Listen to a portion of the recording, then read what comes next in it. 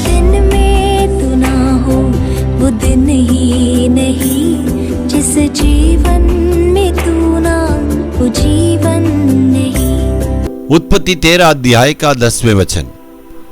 तब लूत ने आंख उठाकर यरदन नदी के पास वाली सारी तराई को देखा कि वह सब सींची हुई है।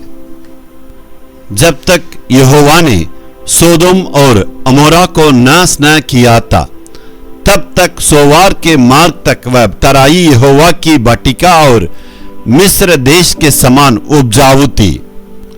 लूत सोदोम के पास कैसे पहुंचा था? शुरुआत में इब्राहिम के साथ साथ रहने वाला था। जब साथ में आके इस जगह को देखा था कि यरदन नदी के पास वाली सारी तराई को देखा कि वह सब सींची हुई थी।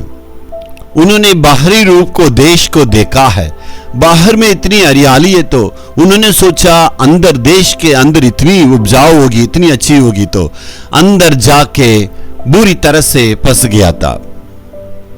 पहले गांव के बाहर तंबू लगाया और फाटक के पास और अंदर, और अभी गांव के अंदर जाके उस परिवार के साथ संबंध किया था।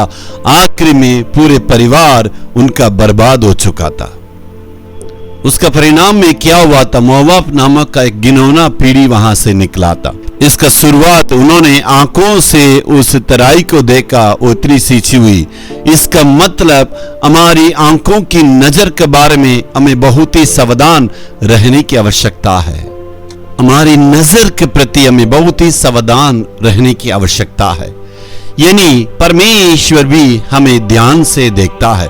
जिस किसी को हम नजर से देख रहे हैं, उसी नजर से परमेश्वर भी देख रहा। इस भावना अंदर रहने से हम सभी बातों में सावधानी के साथ रह सकते हैं। अव्वा वहां गिरने की कारण को देखिए।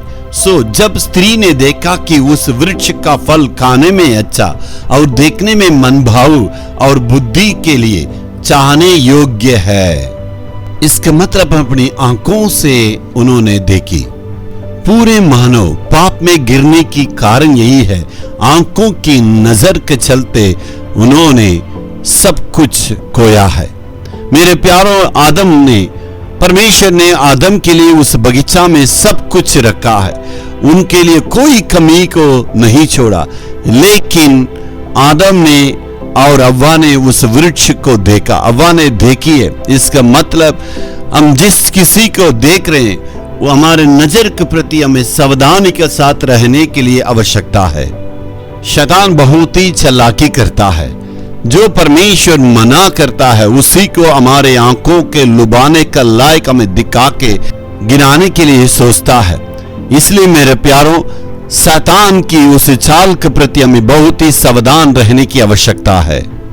आंखों की अभिलाषा, शरीर की अभिलाषा में यदि हम नियंत्रण रखेंगे तो परमेश्वर हमें आशीष देंगे। हमारा जीवन की कमी को भी परमेश्वर दूर करके आशीष देंगे। Hallelujah, hallelujah.